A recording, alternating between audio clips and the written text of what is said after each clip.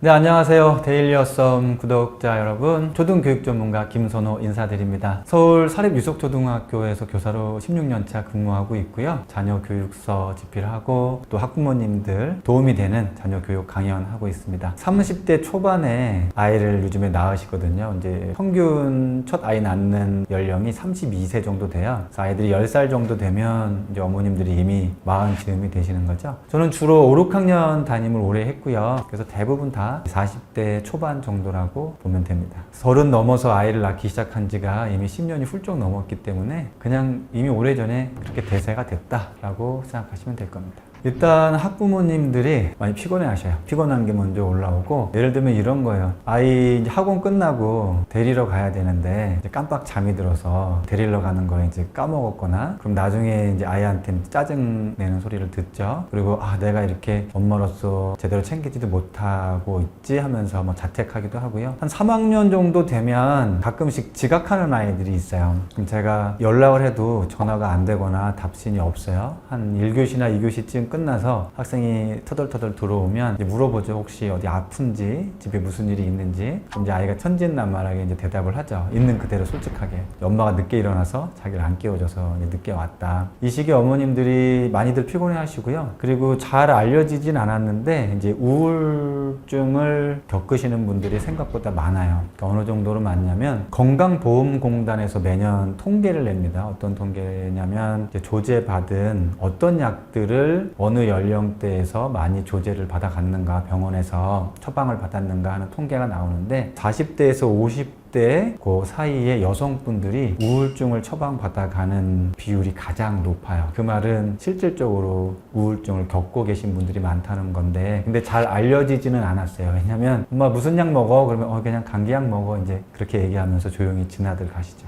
40대라는 그 특성이 유흥정신분석에서는 삶의 중간 항로에 왔다라고 이야기를 해요. 이렇게 피곤하고 우울하고 자주 아프거든요. 그리고 병원에 가보면 뭐 신경성이라고 그렇게 이야기를 듣고, 그러한 것이 이제 신체화 반응으로 나타나는 이유가 삶의 중간 항로에 왔기 때문인데, 이 삶의 중간 항로라는 게 지금까지 걸어온 삶을 한번 되짚어보라는 시기거든요. 그래서 몸이 자꾸 아픈 거예요. 잠깐 멈추라고. 멈추지 않으려 하니까 그런 신체화 반응을 자꾸 주죠. 그래서 되돌아온 삶도 보고, 또 앞으로 내가 나의 삶의 목적은 무엇이었는지 다시 살펴보고, 이러한 시기가 이제 삶의 중간 항로인데, 사실 이거는 1970년도에 미국의 유흥정신분석에서 그 당시에는 50대의 미국인들을 기준으로 그렇게 했어요. 근데 그 증상들이 지금 한국에서는 40대 어머님들이 겪고 계시죠. 이제 그 시기랑 초등 사춘기가 좀 앞당겨져서 같이 맞물려져 있어요. 그래서 아이도 혼돈스럽고 이제 엄마도 혼돈스러운 부분이 같이 겹쳐서 그 부분이 가장 힘들어 하시죠. 나름대로 신경을 써서 아이들에게 시선을 돌리려 해도 아이들의 시선은 이미 내가 다 알아서 할게 라는 부분으로 벌써 방어 기제도 많아지고 뭐 저항도 좀 심해지고, 그런 부분에 있어서 상당히 서운함을 많이 느끼죠. 그래서 이 시기에 뭐 말을 안 들어서 힘들다라기보다 나도 이렇게 힘든데 이 아이가 엄마를 조금만 좀 생각해 줬으면 하는 그런 바람이 이제 서운함으로 다가오고, 그 서운함 때문에 힘들다고 하시는 분들이 많으셔요. 각자가 민감할 수밖에 없는 상황이고, 근데 민감해도 체력이 좋으면 괜찮은데 둘 다 체력적으로 좀 힘이 겨운 상황이에요. 초등 학부모님들이 이제 학부모 연담을 와서 가장 많이 물어보시는 건 일단 친구 관계부터 제일 먼저 물어봐요. 학교에서 친한 친구가 있는지, 학교 생활을 이제 즐겁게 잘하는지. 즐겁게 잘하는 것도 결국 타인과의 관계성을 물어보는 거죠. 그래서 그 부분에서 또 힘든 부분이 있으면 어떤 부분이 좀 힘들다고 이야기를 해주고, 또 학교 생활을 대부분 잘 모르셔요. 아이들이 학교 생활하고 집에서의 생활이 많이 다르거든요. 그래서 엄마가 알고 있는 학교 생활과 좀 다르다는 얘기를 얼핏 들으면 이제 깜짝 놀라서 그런 것들 물어보시고, 근데 대부분은 그냥 궁금해서 이제 친구들이 어떻게 되는지, 관계성이 어떻게 되는지 해서 그런 부분을 물어보는데 이제 괜찮습니다. 그리고 학교 생활을 어떻게 하고 있습니다. 구체적으로 말씀을 드리면 안심을 하시고 다음 질문으로, 공부 질문으로 넘어가시죠. 근데 핵심은 공부 질문이죠. 그래서 이제 그러면 학교에서 스트레스는 없구나, 뭐 심리적으로도 문제가 없구나, 그럼 남은 거는 공부만 남았네 하고 이제 공부에 대해서 이것저것 물어보시죠. 그럼 이제 공부에 대한 답변을 드리고 있고요. 그래서 주된 질문은 친구 관계 그리고 공부 그렇게 된다고 보면 되고, 안타까운 건 뭐냐면 오히려 좀 정서적으로 어려움을 갖거나 뭐 불안도가 높거나 분노 조절이 잘 안 된다거나 너무 산만하다거나 그리고 친구 관계에서 너무 뭐 외로움을 느낀다거나 등등등 이렇게 어려움을 겪는 아이들이 학부모님들이 생각보다 면담을 잘 안 오셔요.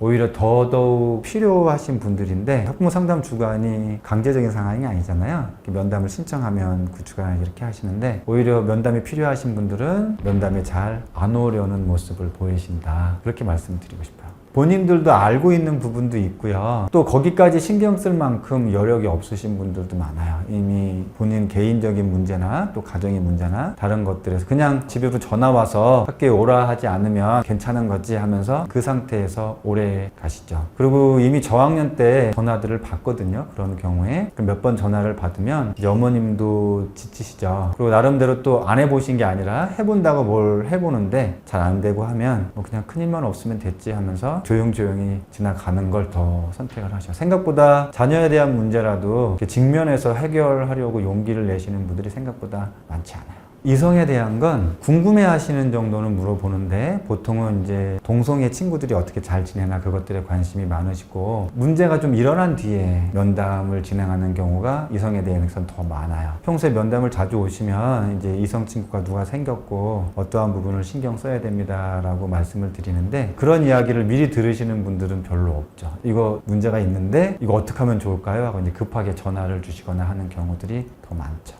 면담 때 오시면 누굴 좋아하고 있다고는 얘기 말씀드려요. 그리고 반에 공식적인 커플들이 있거든요. 보통 2쌍 정도 돼요. 한 학급에 30명이라고 한다면 4명 정도인 거죠. 그렇게 기회가 돼서 그런 것들을 알고 어떻게 그럼 가정에서 해야 될까요? 하면 제가 말씀을 꼭 드려요. 예쁘게 사귀라는 말을 하지 마라. 보통은 이제 쿨하시게 우리 아이가 벌써 이렇게 다 컸네 하면서 그래 누구랑 예쁘게 잘 만나라 이렇게 얘기하시는데, 우리 학부모가 생각하는 예쁘게 만나라는 아직도 마인드는 1950년대 소설인 소나기에 머물러 있거든요. 그런데 아이들은 이미 드라마에서 보는 것이 예쁜 거거든요. 손잡는 건 기본이고 포옹하고 이제 키스하고 그런 것들을 예쁘다고 생각하기 때문에 예쁘게 사귀라 그러면, 요즘에 빈교실에 학교들이 많거든요. 학생 수가 줄어들기 때문에 빈교실에 찾아가서 서로 포옹을 하거나 뭐 1박 2일 이상 하는 수학여행을 가면 다른 아이들이 자리를 비켜줘요. 방에서 둘이 좋은 시간 가지라고. 그러면 그 친구들이 그 방에서 포옹을 하거나 뽀뽀를 하거나 이제 그런 과정으로 가죠. 그래서 생각보다 알려지지 않아서 그렇지 이것 때문에 고민하고 힘들어 하시는 분들이 되게 많아요. 그래서 절대로 예쁘게 사귀라라는 말 하지 마라. 그리고 어떻게 사귀어야 되는지 구체적으로 알려줘야 돼요. 방금 얘기한 대로 단둘이 빈교실 찾아가면 안 되고, 단둘이 저는 편의점도 가지 말라고 얘기를 하라고 알려줘요.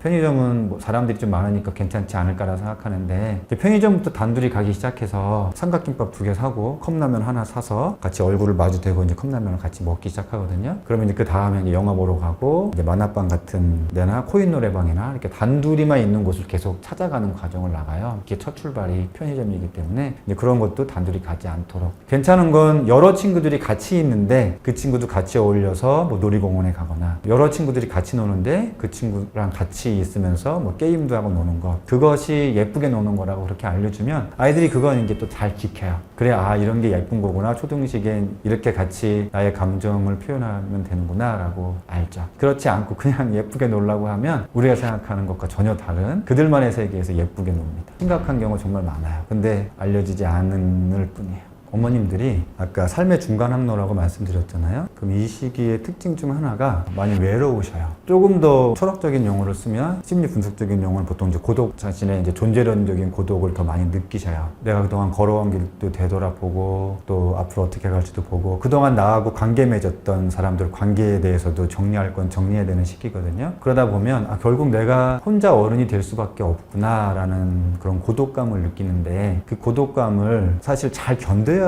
되는 순간이고 기간인데, 그래야 이제 나도 어른으로서 한 단계 나아가는데, 그걸 견디기보단 아이에게 대신 아이를 통해서 채우려고 하셔요. 그럼 이제 아이에 대한 애착이 강해지죠. 갈수록 아이에 대한 애착이 강해지고, 아이는 사실 분리를 원하는 사춘기 시기고 자신의 정체성을 향해 나아가는데, 정반대로 엄마의 애착이 강해지면 대부분의 아이들이 그 애착에 순응을 해요. 저항하는 듯이 보여도 내가 이렇게 해줘야 우리 엄마가 지금 힘들지 않고 좀 편안해 보이고 행복해 보이고 하는 과정이 있기 때문에 그 자리를 아이들이 채워줘요. 채워주면 아이들이 사춘기를 계속 늦추죠. 늦추고 나서 나중에 결국 그 과정이 늦게 오거나 또는 본인의 의지를 꼈거나 본인이 어떤 욕망을 가지고 있는지를 몰라요. 모르게 돼요. 그러면 주체적으로 나아갈 수가 없거든요. 이제 엄마의 어떤 애착이 강해짐으로써 엄마의 욕망이 들어가거나 그런 부분이 가장 염려가 되는 부분이에요. 그래서 이 시기에 오히려 내가 아이에 대한 애착이 점점 너무 강해지는 것 같다라고 생각이 드시면 조금 한 걸음 떨어져서 바라보실 필요가 있어요. 아이랑 엄마랑 둘 다 안 좋은 결과가 이루어져요. 아이들을 대하실 때 일단 중심은 아이가 아니라 지금 엄마인 나에게 먼저 시선을 돌리시기를 말씀을 드려요. 그래야 애착에서 멀어지고 분리의 여정을 나아갈 수 있거든요. 우선 나를 먼저 바라보고 내가 가지고 있는 목적이 무엇인지 생각하고 그것부터 하나하나씩 해나가면서 아이에 대한 건 시선을 아이의 활동 영역이 조금씩 넓어지게 한다라는 느낌으로 가시는 게 좋아요. 이동하는 거리도 마찬가지고 아이가 혼자 있는 시간도 마찬가지고 아이가 혼자서 무언가를 해나가는 것들이 점점 내가 신경을 쓰지 않아도 점점 많아진다라고 그러한 느낌이 들면 그거 이제 잘하고 있는 모습으로 되는 거고 오히려 내가 1학년 때는 이걸 잘했는데 왜 이렇게 못하지 하면서 더 많은 것들에 터치나 관심이나 애착이나 뭐 집중이 내가 없이 아이 쪽에 몰입이 되면 나중에 좀 폭발하듯이 터지는 경우들이 생겨요. 누가 하나는 그냥 포기하는 쪽의 그런 표현들이 나오거든요. 그렇게 가지 않는 것이 중요합니다. 믿는다고 해서 마음을 이렇게 놓을 수는 없죠. 그래서 느낌이 저는 낚시에 비유를 하는데 낚시를 하면 보통 땡겨지면 자기 쪽으로 땡기잖아요. 아이랑 나랑 뭔가 팽팽한 신경전이 있으면 줄을 더 풀어줘야 되겠구나 이런 느낌으로 그 상황을 바라보시는 게 필요해요. 그리고 언젠가는 이제 그 줄을 이제 끊어줄 날이 오죠. 저는 초등학교 자녀 교육의 목적을 마흔 즈음에는 자녀를 건강한 분리를 완성시켜라라고 말씀을 드려요. 실제로 졸업하는 학생들의 눈동자나 어머님들의 눈동자를 보면 이미 그 완성을 이루신 분들이 생각보다 많거든요. 생각보다 많다는 건 물론 비율적으로는 적지만 이전보다는 그래도 자기 자신을 성찰하시는 분들이 많기 때문에 그래서 그때에서 무언가를 새로운 일도 마찬가지지만 삶의 목적성을 잡고 그동안 못해왔던 어떤 전문가로서의 길을 한번 가봐야지 하시는 분들이 있는데 아이들이 그걸 보면서 더 뿌듯해해요. 아 나도 무언가를 스스로 이렇게 해 나가야 되겠구나 하는 부분들이 눈에 보여요. 그래서 불가능한 영역은 아니라고 말씀을 드리고 싶습니다. 조금 자기애적 성향이 좀 강하신 어머님이 계셨어요. 대부분의 사람들이 다 자기애적 성향을 갖고 있죠. 그건 이제 필수적인 요소예요. 근데 자기애적 성향이 좀 강하면 어떤 현상이 일어나냐면 아이가 엄마를 자꾸 보게 해요. 엄마를 사랑하게 만들어요. 물론 당연히 아이가 엄마를 사랑하죠. 근데 여기서 말하는 사랑은 이 아이는 엄마를 위해서 자신을 희생하는 만큼 너의 모든 선택들의 결정이 엄마를 위한 결정이어야 되는 걸로 귀결이 지어져요. 이게 이제 자기애적 성향이 강하면 이런 면모를 보이시는데 한 아이가 초등학교 졸업할 때 자기는 국제중에 가고 싶다고 했어요. 그 아이는 상당히 주체적인 아이였어요. 표면상으로 되게 활동도 열심히 하고 왜 국제중을 가고 싶은지 물어봤는데 국제중 중에 기숙사에 있는 학교가 있어요. 그래서 나는 기숙사에 가고 싶다. 그럼 기숙사에 가고 싶다는 의미는 집을 떠나고 싶다는 의미인 거거든요. 초등학교 6학년 아이가 집을 떠나고 싶다라는 표현은 사실 쉬운 표현은 아니에요. 본인이 아무리 주체적이고 사춘기라고 하더라도 그래서 어떤 연유로 집을 떠나고 싶은지 물었는데 이야기는 이것도 해보고 싶고 친구들이랑 뭐 어떻게 해보고 싶고 따로 떨어져서 뭐 독립적으로 뭘 해보고 싶고 이런 이야기들이었어요. 근데 실질적인 이면에는 어머님의 이런 자기애적인 강한 성향에서 이 아이가 벗어나고 싶은 하나의 방법으로 할 수 있는 게 자기도 모르는 사이에 집을 떠나야 하는 방법을 찾는 거죠. 어머님께는 그렇다고 제가 어머님은 자기애적 성향이 강하십니다 이런 말씀을 드릴 수는 없어요. 제가 뭐 어머님을 심리 상담을 해주시는 분은 아니기 때문에 아이가 이러한 부분으로 좀 주체적으로 국제중을 가고 싶어 합니다. 물론 국제중이 자기 가고 싶다고 해서 다 갈 수 있는 게 아니에요. 경쟁이 되게 심하기 때문에 대부분은 가지 못하게 되는 경우가 있어요. 보통 자녀가 국제중을 가고 싶어 한다고 하면 어머님들이 기뻐하시면서 어떻게 그런 생각을 했나? 엄마도 생각을 못 했는데 하면서 막 알아봐요. 알아보고 거기를 이제 지원을 해주는 방법을 찾아요. 아니면 엄마가 먼저 알아보고 아이에게 알려줘요. 이 어머님이 면담 오셨을 때 자녀 국제중을 가고 싶어 합니다 라고 말씀을 드렸는데 표정이 안 좋아지셨어요.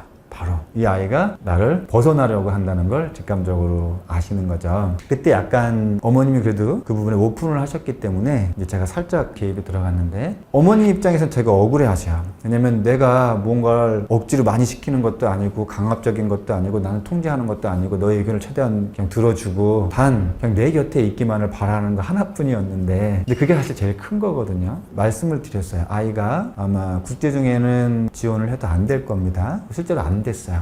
대부분 다 안 돼요. 그러나 중학교나 고등학교 가서 지금 어머님이 느끼는 내 곁에 두고 싶다라는 그 느낌이 아이가 계속 거기에서 벗어나고자 하는 뭔가를 시도를 할 겁니다. 예를 들면 유학을 가고 싶어 한다거나 아니면 또 다른 어디 기숙사에 있는 고등학교를 입학하고 싶다거나 그러한 과정이 있을 텐데, 어머님을 떠나기 위한 목적으로 가는 건 좋지 않다. 정말 뭔가를 하고 싶은 것이 있어서 가는 거면 상관이 없지만 이제 그런 이야기들을 말씀을 드렸어요. 근데 어머님은 뭐 유학도 절대로 안 되고 나중에 고등학교 기숙사도 안 되고 일단 그렇게 말씀은 하고 가셨는데, 이제 나중에 그 졸업생이 찾아왔을 때 본인 뜻대로 어디에 멀리 가지는 못했어요. 가지는 못했는데 이제 대학교는 본인이 엄마를 설득해서 떨어져 있는 먼 곳으로 이제 간 이야기를 들었어요. 이 부분도 사실 어머님이 저는 거기서 바뀌셨다고 생각하지는 않아요. 단 어머님이 인지는 하고 계실 거라고 생각을 해요. 그걸 어떻게 느꼈냐면, 아이가 그 대학을 선택하고 갔다라는 얘기를 나중에 와서 들었을 때, 아, 그래도 이전보다는 마음을 조금 내려놓으셨구나 라는 그런 걸 간접적으로 알아챘다, 그런 적이 있었죠. 그 시기는요, 아이도 힘들고요, 남편도 힘들게 하고요, 시어머니는 원래부터 이제 힘들게 했고요, 직장 다니시는 분들은 또 직장 위치에서도 위아래로 다 힘든 시기셔요. 그래서 저는 삶의 중간 항로를 잘 지내려면 꼭 쉬는 시간을 만드셔야 돼요. 혼자인 시간도 만드시고 혼자인 공간도 필요해요. 그리고 좋은 정신분석가들이 쓴 나 자신을 되돌아보는 그런 책들이 있어요. 그걸 꼭 읽는 시간을 가지시라고 말씀을 드려요. 그걸 읽고 내가 힘을 회복하고 그래야 이제 아이들을 다시 만나고 어떤 대화를 하든 어떤 교육적으로 다가가든 훈육을 하든 거기서 영향력을 줄 수가 있어요. 그냥 어떻게 다뤄야 할지, 어떤 표현을 해야 할지 거기에만 찾아 들어가시면 그냥 외부에만 머물러 계시고 계속 힘겨움이 남아 계시기 때문에, 일단은 아이들 때문에 힘들다, 또 주변 사람들 때문에 지금 힘들다라고 생각이 되시면 당분간은 쉬시는 시간과 공간부터 마련하라고 말씀드리고 싶어요.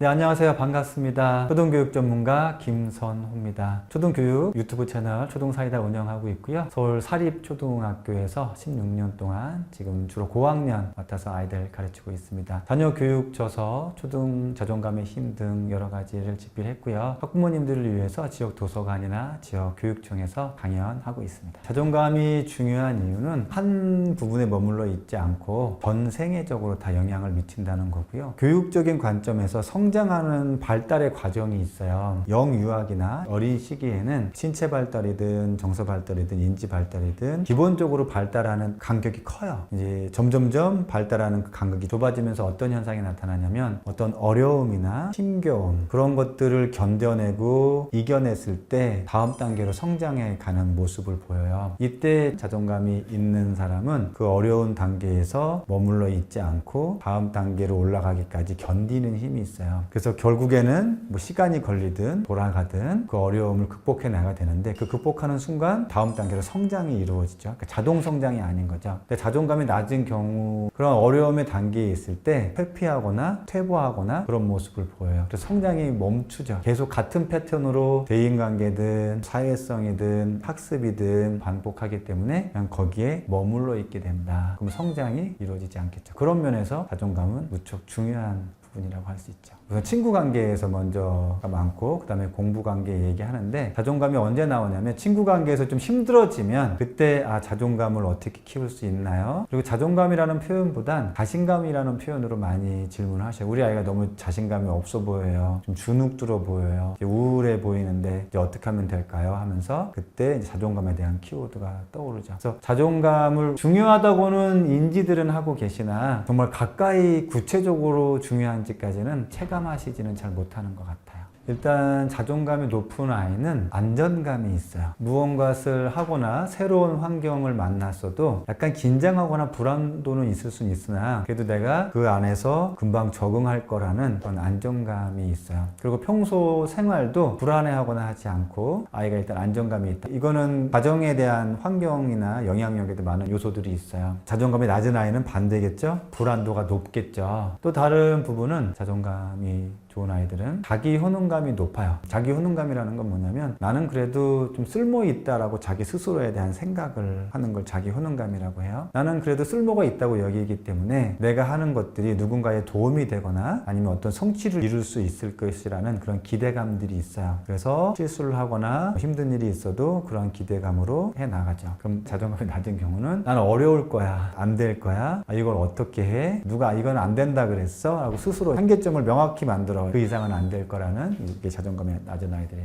모습이죠. 한 가지 더 말씀드릴 거는 자존감이 높은 아이들은 자신의 욕구에 대해서 조절하는 이걸 자기 조절감이라고 하는데 자기 조절감이 좋아요. 이걸 하나만 먹어야 될지 두 개만 먹어야 될지 세 개만 먹어야 될지를 두 개까지 먹어도 괜찮다라고 하면 그 정도 선에서 멈추는 게 이제 자기 욕구에 대한 조절인 거죠. 이러한 욕구에 대한 조절을 전방위적인 부분에서 나타나면 자존감을 다시 좋게 하는 상호 보완적인 역할을 해요. 반대로 자존감이 낮은 아이들은 또 자기 조절이 낮은 모습을 보이죠. 그러면 계속 쳇바퀴 돌듯이 내 스스로에 대해서 내가 조절을 할 수 없기 때문에 나를 못 믿게 돼요. 예를 들어서 아주 기본적인 욕구 중에 내가 소변을 잘 못 참는다, 조절하기 어렵다, 막 그렇다게 한다면 그럼 그 아이가 밖에 나가서 마음껏 활동을 못 하죠. 내가 이 욕구를 조절하기 어렵다는 생각이 들기 때문에. 그래서 그런 경우 아이 그냥 자기를 통제해버려요. 그래서 학교나 유치원에 가서 화장실 못 가는 아이들이 있어요. 조절이 너무 어렵기 때문에 그냥 통제를 해버리고 집에만 와서 화장실을 간다거나 다양한 모습들을 보이는데, 물론 그 원인은 아이마다 달라요. 이거 꼭 자존감의 문제라고 비결 지을 수는 없어요. 이제 그런 아이들도 있다라는 말씀을 드려요. 자존감이 있는 아이들과 없는 아이들은 자기 안전감이랑 자기 효능감 그리고 자기 조절감에서 큰 차이를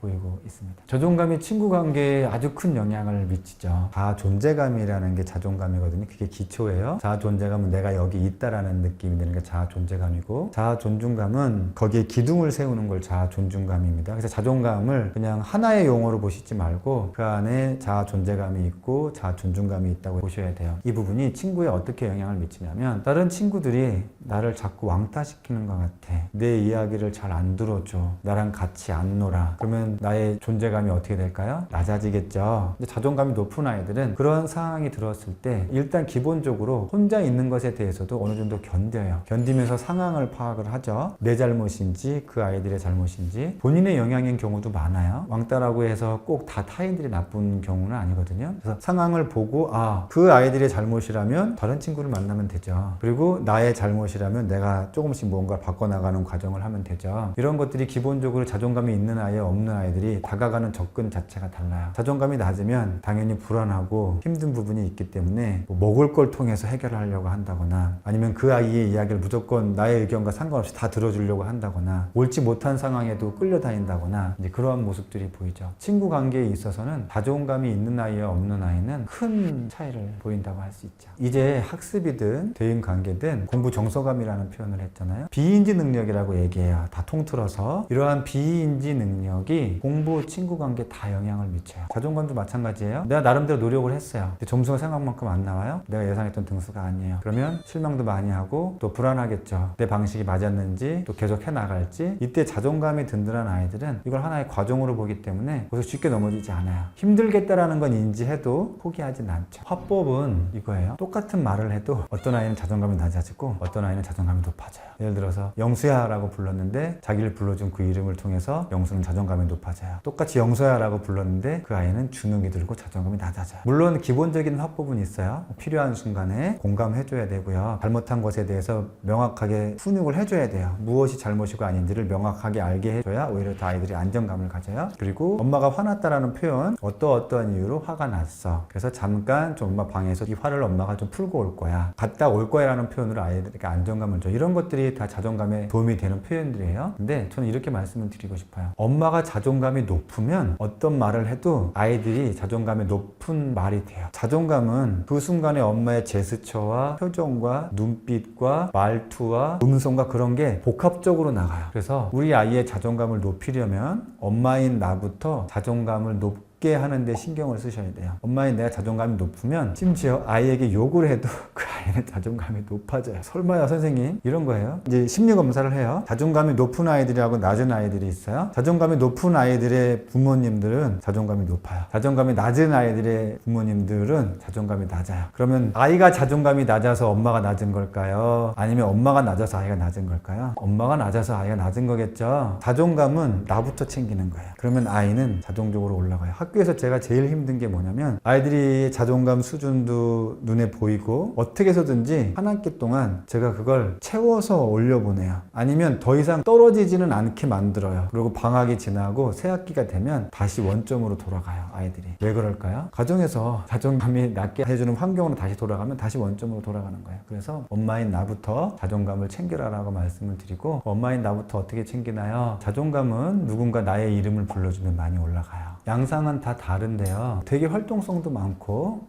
높은 위치에 가 있으신 분들도 있어요. 나는 전문성도 갖고. 근데 꼭 다 자존감이 높거나 하지는 않는데 아이에 대해서 생각처럼 진짜 걱정을 안 하셔요. 이게 그럴 수밖에 없는 게 자존감이 낮은 상태에서는 타인에게 시선을 쓸 여력이 없어요. 그래서 되게 여러 가지들 많이 말씀을 하시는데 정작 보면 되게 무관심해요. 그리고 결국에는 자기 힘든 걸 얘기하다 그냥 가셔요. 진짜 아이에 대한 관심이 있는 게 아니죠. 근데 그걸 본인이 잘 몰라요. 아이의 이름을 자주 불러주세요. 이게 가장 기본입니다. 불러줄 때 판단이 섞여 있으면 안 돼요. 어떤 느낌이냐면 이제 아이가 갓 태어난 느낌으로 우리 영희, 우리 철수 요 느낌으로 바라봐야 돼요. 갓 태어난 아이한테 아이고 우리 영희가 우리 철수가 나중에 공부 열심히 해서 대학 가겠지 이런 판단이 안 들어가죠. 그냥 너가 여기 있어서 좋은 느낌이죠. 그 느낌 그대로 자주 이름을 불러주면 아이의 자아 존재감이 좋아져요. 아이고 우리 영희야 했는데 계속 스마트폰만 보고 있네 이런 느낌의 판단이 들어가면 이름을 자주 불러줄수록 자존감이 좋지 않은 영향이 돼요. 나의 마음에 아이에 대한 판단이 들어있지 않은 상태에서 이름을 자주 불러주라고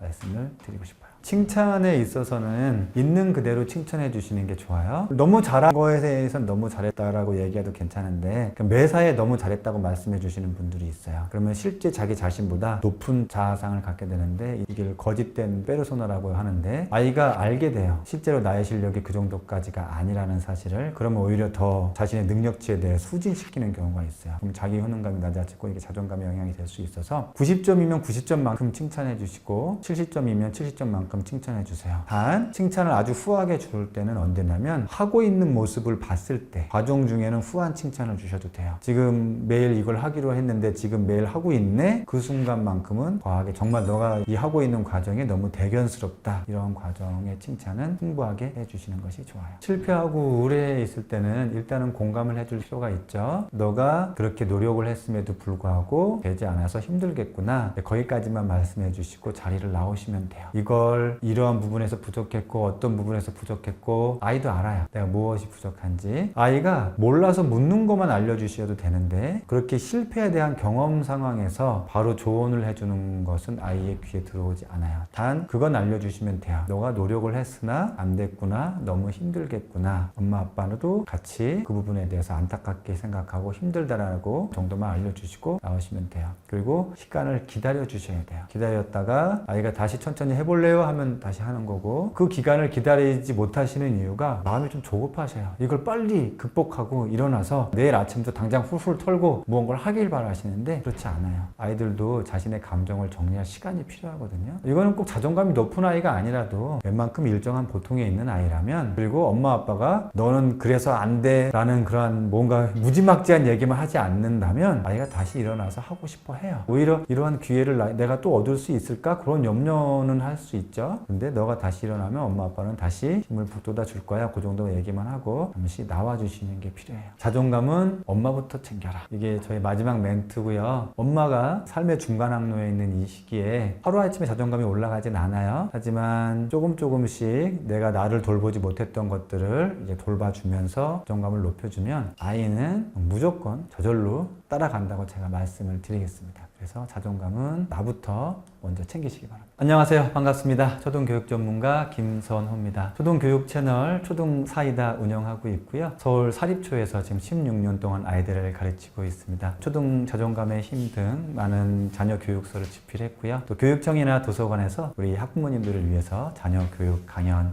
진행하고 있습니다. 공부 때문에 힘들어 하시는 분들의 대부분은 중상위권 학부모님들이에요. 점수로 하면 80점에서 90점에 계속 머물러 있는 아이들의 학부모님들이 공부에 대한 고민들이 많으셔요. 좀 폭넓게 보면 70점대까지도 볼 수 있는데 요즘에는 생각들이 많이 바뀌셔서 그냥 계속 60점, 70점 맞는다. 그러면 뭐 다른 길이 있지 하고선 길을 알려주시려는 분들이 있고요. 초등학부모님 중에 좀 연령대가 한 50대 초반이신 학부모님들이 계신 경우가 있어요. 좀 늦게 아이를 낳으신 분들. 그런 분들은 아이들이 70점 정도 맞아도 그래도 어떻게 대학은 좋은 데를 가야 된다고 이제 생각하시는 경향이 많아서 공부에 대한 걱정이나 염려가 많으시죠. 중상위권 어머님들의 특징은 항상 한 가지 질문이 먼저 나오죠. 꼭 틀리는 데서만 틀린다. 그리고 계속 이 점수에 머물러 있다. 왜 맨날 실수를 한다. 조금만 더 집중하면 될 것 같은데 집중을 잘 안 한다. 우리 아이가 왜 그런지 물어보시면 아이에 따라 답변들이 다 다르거든요. 선행 정도를 줄 수도 있고 또 성향상의 문제일 수도 있고 동기 부족이나 그 성향에 맞게 답변을 드리죠. 똑같은 상황이라 똑같은 질문이라도 답변은 좀 달라요. 지금 이 시기에 학원을 보내야 되느냐 말아야 되느냐라는 질문들도 많이 하시는데 어떤 아이는 보내야 된다고 말씀드리고 또 어떤 아이는 지금 보낼 필요가 없다고 말씀드리고 질문은 같아도 아이에 따라 답변은 다르다. 공부 습관은 이제 습관 이전에 공부 정서라는 걸 채워줘야 되는데 이제 공부 정서가 배움에 대한 정서감이거든요. 우리가 공부를 인지력이라고 보통 생각을 해요. 근데 아이들은 공부를 좋아하느냐 좋아하지 않느냐가 인지력에 의해 좌우되는 게 아니라 내가 처음에 무언가를 배울 때 어떠한 정서감으로 그걸 배웠느냐에 따라 공부 정서가 좋아지느냐 안 좋아지느냐 영향을 줘요. 공부 정서력이 좋은 아이들 우리가 보통 이 아이는 어떻게 공부를 하는데 이 힘든 공부를 이렇게 즐겁다고 얘기하면서 하지? 라는 아이들이 있어요. 그 아이들은 이미 초등학교 입학 전에 좋은 공부 정서감이 많이 형성돼 있어요. 그래서 저는 공부 정서감을 케어하고 키워주는 거 초등학교 1, 2학년 정도까지는 가능하다라고 말씀을 드려요.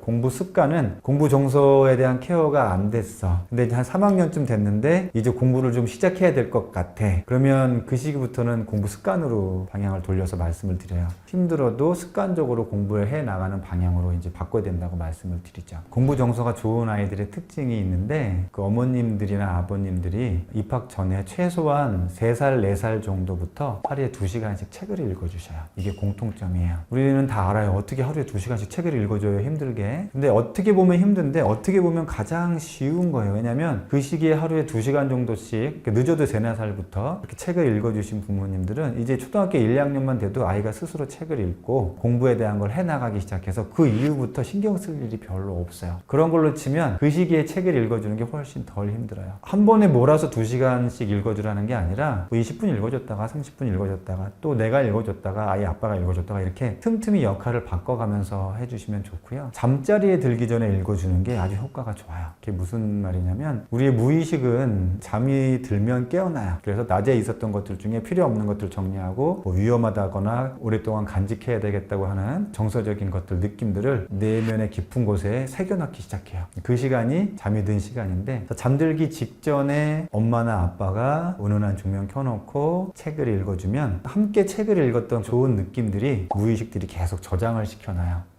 책을 누군가와 함께 있는 것이 이렇게 포근하고 안정감이 있고 즐겁고 행복하구나. 그럼 그 아이들은 책에 대한 정서가 좋아지죠. 그래서 학교에서 보면 자, 새 학기가 됐어요. 새로운 교과서를 나눠줄게 하고 나눠줘요. 어떤 아이들은 교과서에 받자마자 아유 무겁겠네. 이걸 무겁게 어떻게 들고 갈까? 라고 이야기하는 아이가 있고 어떤 아이들은 받자마자 바로 펼쳐서 봐요. 이 안에 어떤 즐거운 내용들이 있을까 하고 미리 막 사진도 보고 그림도 보고 막 이렇게 넘겨보는 아이들이 있어요. 이미 책에 대한 정서감이 다른 거죠. 1, 2학년까지도 잠들기 전에 아이가 스스로 책을 읽을 수 있어도 꼭 책을 읽어주라고 권해드려요. 한 15분에서 20분 정도 읽어주면 그 좋은 정서감이 공부에 대한 정서감으로 영향을 줄 수가 있어요. 그리고 한 가지 더 말씀을 드리면 무언가를 가르치고 배워줄 때 나이가 어릴수록 친절한 어른이 되어주셔야 돼요. 보통 아이들이 똑같은 질문 또 하거든요. 이거 어떻게 하는 거야 하고 계속 반복된 이야기 해달라고 하고 반복된 놀이를 같이 해달라고 하고 그럴 때마다 반복돼서 친절하게 다음 과정을 알려주고 어떻게 해야 되는지 하다못해 똑같은 가정이 있었어요. 엄마 아빠가 심지어 직장도 같은 직종이었고 아이가 집에 가면 할머니가 케어해 주시는 것도 같았고 근데 한 아이는 공부 정서가 좋은 상태로 초등학교에 들어오고 한 아이는 공부 정서가 그냥 평범했어요.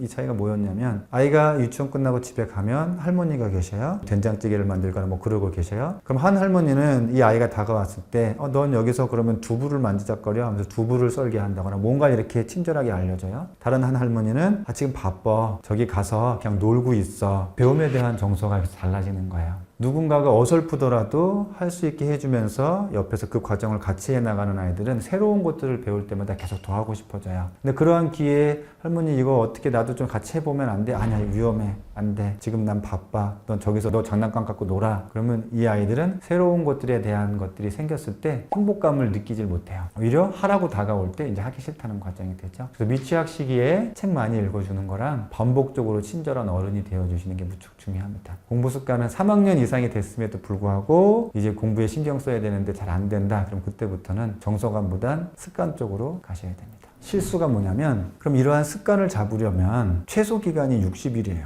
60일을 관리를 해주셔야 되는데 관리를 안 해주고 아이가 습관이 잡기를 바라셔요. 이게 가장 큰 실수예요. 관리해주라고 해서 꼬치꼬치 캐물으라는 게 아니라 예를 들면 이런 거예요. 하루에 책 읽어. 책 읽는 거 습관으로 해 라고 해놓고 관리를 안 해요. 적어도 그날 책을 읽었는지 몇 분 읽었는지 어떤 책을 읽었는지는 물어봐 줘야죠. 그리고 간단하게 체크리스트처럼 체크를 매일매일 60일 이상을 반복해야 돼요. 그런데 엄마가 이런 걸 체크할 거야 라는 걸 구체적으로 알려주셔야 돼요. 예를 들어 책을 읽어가 아니라 책을 저녁 먹고 나서 소파에 앉아서 읽어. 누워서 읽어도 읽는 건 상관없어. 근데 저녁 먹고 나서 소파에서 읽어. 그럼 최소한 두 가지가 구체적이죠. 시간이랑 장소. 이렇게 공부에 대한 습관을 들일 때도 시간하고 장소를 분명하게 구체적인 언급을 해주세요. 시간, 장소와 해야 될 것이 있겠죠. 분량을 명확하게 알려주시고 그리고 그것을 그날 했는지 안 했는지 꼭 매일 체크를 하셔야 돼요. 이걸 60일 이상. 그래야 이게 습관이 잡혀요. 체크를 했다 안 했다 하고 며칠만에 체크하면서 왜 안 했냐고 화내고 그게 아니라 안 했으면 무엇 때문에 안 하게 됐는지 정말 그 시간에 어려웠는지 거기에 장소가 어려움이 있는지 그런 얘기 듣고 그런 것들이 어렵다 그러면 시간과 장소를 바꿔주시는 거예요. 그걸 제가 관리라고 말씀을 드려요. 그렇게 해서 한 가지 습관을 잡으면 아이마다 편차를 다른데 어떤 아이들은 30일 만에 습관이 되는 아이도 있어요. 어떤 아이는 60일 걸리고 90일 걸리는데 저는 최소한 60일 정도 관리를 한다. 그리고 공부 습관이라는 게 대부분 교과 습관이기 때문에 이러한 해야 될 양과 분량을 여러 과목을 동시에 하려는 실수를 벌이셔요. 마음이 급하거든요. 영어도 하게 해야 될 것 같고 수학도 하게 해야 될 것 같고 근데 아직 초등시기이기 때문에 특히 겨울방학을 이용해서 아니면 여름방학을 이용해서 한 가지 과목에만 습관을 들여도 돼요. 과목마다 공부하는 방법이 좀 달라요. 한 가지 과목에 한 3달 정도 집중해서 습관을 들여라. 그러면 아이가 본인이 성취한 게 나와요. 예를 들면 문제집 한 권이 끝났다거나 그런 구체적인 성취물이 나오는데 그 결과물이 이루어질 때까지는 한 과목에 집중하고 그 패턴에 익숙해지면 다른 과목에서 아이들이 이 체득된 이 방식을 접목을 시키기 시작해요. 그러면서 이제 확대해 나가기 때문에 동시에 여러 과목을 하면 이 3달 만에 올 성취도가 2과목이면 6달, 3과목이면 9달 이렇게 길게 늘어져요. 그러면 습관을 잡기가 어려워져요.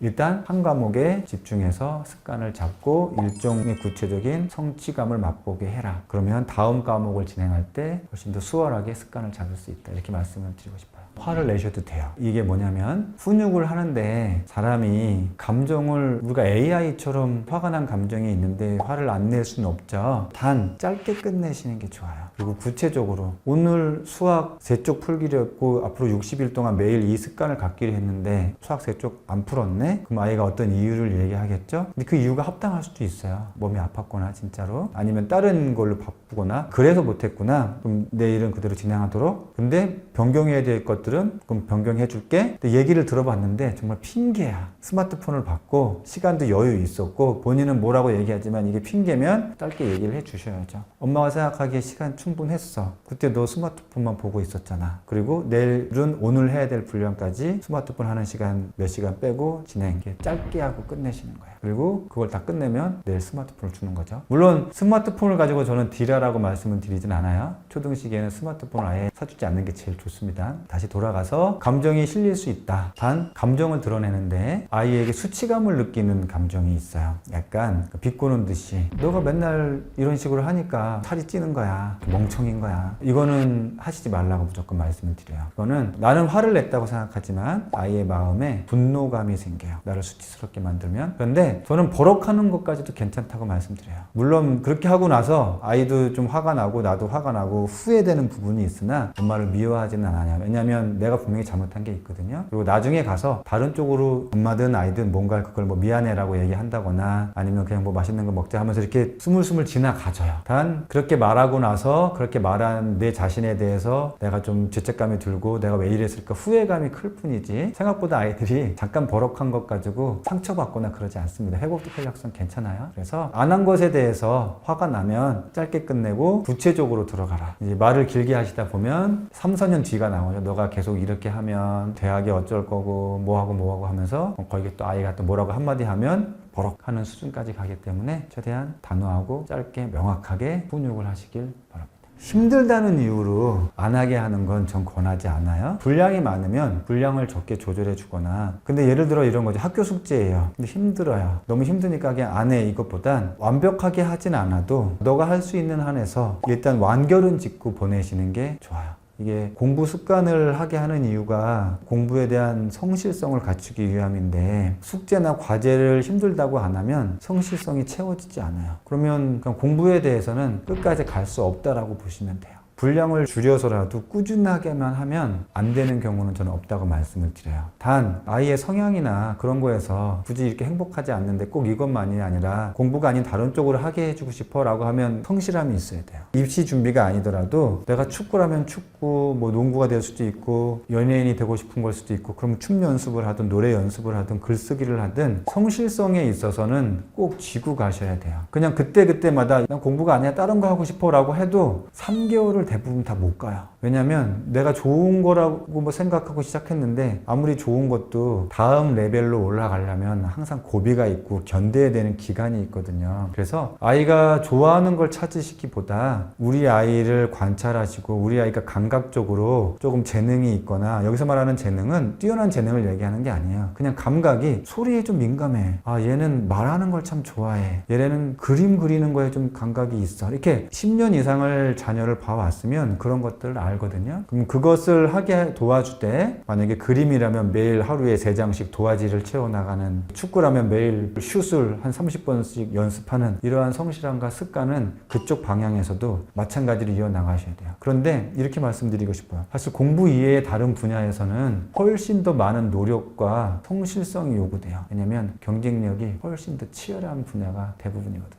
그래서 과제에 있어서는 힘들더라도 할 수 있는 방향을 같이 모색해주는 방안으로 가셔야지 힘들다는 이유로 그냥 하지 말고 안 하고 그냥 가도 돼. 그거는 권하지 않습니다. 효과적인 공부 습관을 위해서는 매일매일이 필요해요. 주말에 가끔 검사하거나 주말을 이용해서 뭔가 습관을 잡는 건 일주일에 한 번씩은 습관이 잡힐 텀이 아니라는 것부터 먼저 말씀을 드리고 싶어요. 그런데 매일매일을 5분에서 10분 정도만 관리하셔도 돼요. 20분, 30분 뭐 문제집 채점부터 시작해서 다 해주지 않으셔도 돼요. 했는지 안 했는지만 매일 체크하시고 오히려 주말에 하루 정도는 내가 좀 부모로서 여유 있는 시간 갖고 함께하는 그 시간 동안 아이의 교과를 보시고 사회나 과학 교과에서 지금 배우고 있는 부분을 주말을 이용해서 활용하시면 돼요. 예를 들어 6학년 아이들은 이제 지구와 달이라는 단원에서 태양계라는 단원을 배우는데 그러면 가까운 천문대에 가서 관련된 것들을 보는 거죠. 뭐 사회 역사에서 만약에 민주화 운동이다 그러면 실질적으로 그때 학생들이 운동을 했던 그런 장소 그런 곳에 찾아가거나 관련된 역사 박물관을 가거나 그런 것들을 활용하면 현실감 있는 교육이 될 수 있죠. 공부하는 아이로 만들고 싶다는 욕망이 아주 강하다. 우리 아이가 아직 미취학 아동이라면